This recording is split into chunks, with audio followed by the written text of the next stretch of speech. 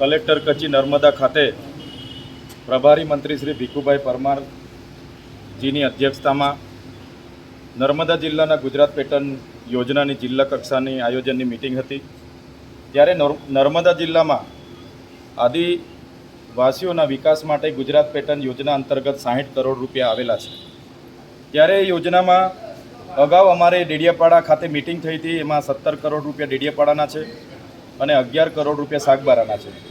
પરંતુ ધારાસભ્ય તરીકે અમે જે ત્યાંના ખેડૂતોને સિંચાઈના બોર મળે, ત્યાંના ખેડૂતોને સબમર્સિબલ પંપસેટ મળે, બહેનોને દૂધાળા ગાય ભેંસ મળે અને આંગણવાડી હોય ત્યાં આંગણવાડી બને, શાળા ન હોય ત્યાં શાળા બને, જ્યાં પીવાના પાણીની તકલીફ હોય ત્યાં પીવાના પાણીના કામ થાય, એવા કામો અમે સજેસ્ટ કર્યા હતા। પરંતુ પ્રભારી મંત્રી શ્રી ભીખુભાઈ પરમારે વડોદરા, અમદાવાદ અને સુરતની કેટલીક એજન્સીઓને સાથે રાખીને ડેડિયાપાડામાં 17 કરોડમાંથી 15 કરોડ જેટલું આયોજન બારોબાર એમણે કરી દીધું છે। એ જ પ્રકારે સાગબારામાં 11 કરોડમાંથી 8 થી 9 કરોડનું આયોજન ભીખુભાઈ પરમારે કરેલું છે। તો ડેડિયાપાડા અને સાગબારાની જનતાએ ધારાસભ્ય તરીકે મને મત આપ્યા છે, સાંસદ સભ્ય તરીકે મનસુખભાઈને મત આપ્યા છે અને અમે બધા ત્યાં ગામડાઓમાં ફરીએ છીએ ત્યારે લોકોની રજૂઆતો અમને મળે છે। ત્યાંના લોકો કોઈ કામ પડે તો ભીખુસિંહ પરમાર જે પ્રભારી મંત્રી છે એમના મોડાસા મળવા જવાના નથી અને આ યોજનામાં કોઈ પણ પ્રભારી મંત્રીએ આયોજન કરવાનું નથી, માત્ર એમણે સંકલન કરીને સરકાર સાથે રહીને સુચારું આયોજન કરવા માટે એમને અધ્યક્ષ બનાવવામાં આવે છે। છતાં ભીખુસિંહ પરમારે 60 કરોડમાંથી લગભગ 45 થી 50 કરોડનું આયોજન કરીને નર્મદા જિલ્લાની આદિવાસી પ્રજા સાથે અન્યાય કર્યો છે। જે પ્રકારે ગુજરાત સરકારમાં જ્યારે નરેન્દ્રભાઈ મોદી મુખ્યમંત્રી હતા ત્યારે વનબંધુ કલ્યાણ યોજના અમલમાં મૂકી હતી, એમાં આજ દિન સુધી 1 લાખ કરોડનું આદિવાસીઓના વિકાસ માટેના બજેટ ફાળવવામાં આવ્યા છે। પણ આવા જ પ્રભારી મંત્રીઓ, આવા જ ડિસેકના અધિકારીઓ, ટ્રાઇબલના અધિકારીઓ આ આદિવાસીના હકના બજેટ ચાઉં કરી જાય છે, પોતાના ઘરે સગે વગે કરે છે, જેના કારણે બાળકો આજે કુપોષણથી પીડાય છે। નર્મદા જિલ્લામાં 12,332 બાળકો અતિ કુપોષણથી પીડાય છે, સિકલ સેલથી પીડાય છે। આજે રોજગારી નથી, અમે સિંચાઈના બોરની માંગ કરીએ છીએ ત્યારે નવા પ્રોજેક્ટો મંજૂર કરીને પૈસા લઈ જવાની વાત છે, ત્યારે અમારા લોકો સિંચાઈ ન હોવાના કારણે શહેરો તરફ સ્થળાંતર કરે છે, બાળકોનો ડ્રોપ આઉટનો રેશિયો પણ વધે છે। ત્યારે ભીખુસિંહ પરમાર દ્વારા એજન્સીઓની સાથે રાખીને જે 60 કરોડનું આયોજન હતું એમાં મોટે ભાગેનું આયોજન એમના દ્વારા કરવામાં આવ્યું છે, જેને હું વિરોધ કરું છું। જો આવનારા દિવસોમાં આમાં સુધારો નહીં કરવામાં આવે, અમારા લોકોના પીવાના પાણીના, રોડ રસ્તાના, આંગણવાડીના, શાળાના ઓરડા, ખેતીવાડીના બોર અને પશુપાલન માટેના ગાય ભેંસ મંજૂર નહીં કરવામાં આવશે તો આવનારા દિવસોમાં અમે અમારા વિસ્તારના લોકોને સાથે રાખીને ભીખુસિંહ પરમાર જે પ્રભારી મંત્રી છે એમની સામે, અધિકારીઓ સામે અમે આવનારા દિવસોમાં ગાંધી ચિંધ્યા માર્ગે આંદોલન કરીશું। સર, જે મંત્રીશ્રીએ જે બજેટની હમણાં જે ગ્રાન્ટની ફાળવણી કરી છે એમાં ખાસ કયા પ્રકારના કામોનો સમાવેશ કરેલો છે એમણે? હા, તમે જોઈ શકો છો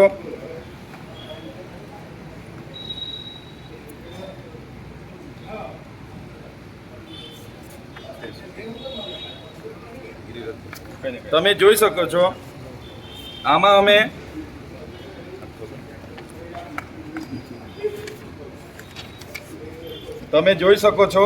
અમે જે 2 કરોડ રૂપિયા ખેતીવાડી માટે છે, તો ખેતીવાડીના મારા લેટર પેડ પર મેં બોરવેલ માંગ્યા છે, કેમ કે અમને ખેડૂતો બોરવેલની માંગણી કરે છે।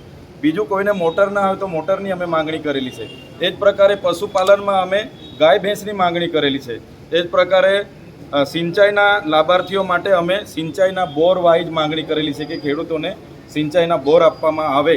એની જગ્યાએ આ લોકોએ એમણે આ ભીખુસિંહ પરમારની સૂચનાથી પ્રવાહી સેન્દ્રિય તત્વો 32 લાખના, સંકલિત જીવાત 11 લાખનું, સંકલિત પોષણ 18 લાખના, કિચન ગાર્ડન એવા ઝટકા મશીન એવા કામ જે લોક ઉપયોગી નથી એવી યોજનાઓ મંજૂર કરીને બારોબાર એમણે અહીંના આદિવાસીઓના પૈસા વાપરી નાખ્યા છે। તમે જોઈ શકો છો। એ જ પ્રકારે બીજી અનેક યોજના છે જેમાં પણ એ લોકોએ તમે જોઈ લો, આજે શાળાઓની અમે માંગણી કરી તો એ લોકોએ 3D ક્લાસરૂમ, હવે શાળા જ નથી તો તમે કાં 3D ક્લાસરૂમ બનાવવાના છો?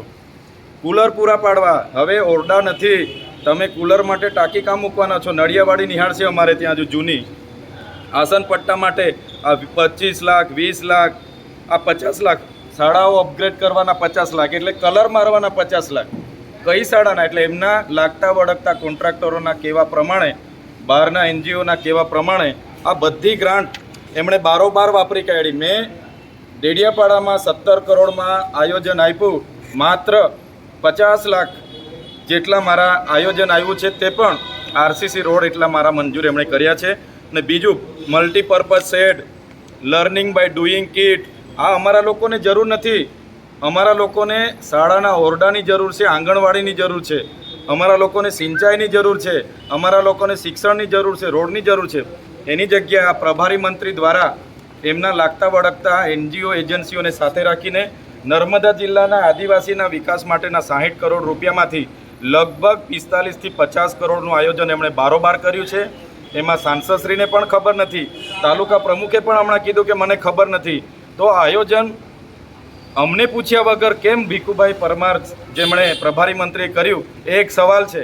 આવનારા દિવસોમાં સરકારશ્રીને પણ અમે જણાવીશું અને ઉગ્ર આંદોલન જે લોકોના પૈસા જે વપરાયા છે એને અમે સગે વગે કરવા નહીં દઈએ. આવનારા દિવસોમાં કલેક્ટર કચેરી ખાતે લોકોને સાથે રાખીને અમે ગાંધી ચિંધ્યા માર્ગે ઉગ્ર આંદોલન કરીશું. સર, ગત જે સંકલનની એક્ટિવિટીની બેઠક થઈ હતી તેમાં જે પ્રકારે તમને બાંહેધરી આપવામાં આવી હતી કે અગાઉ પ્રભારી મંત્રીશ્રી સાથે ચર્ચા કરીને તમારા કામોનો સમાવેશ કરવામાં આવશે, ત્યારે એ બાંહેધરીનું શું થયું? હવે આ લોકોએ મારી ગેરહાજરીમાં એનજીઓ પાસેથી 10% ટકાવારીઓ લઈ લીધી છે. એમાં અધિકારીઓએ પણ લીધી છે અને પ્રભારી મંત્રીશ્રીએ પણ લીધી છે.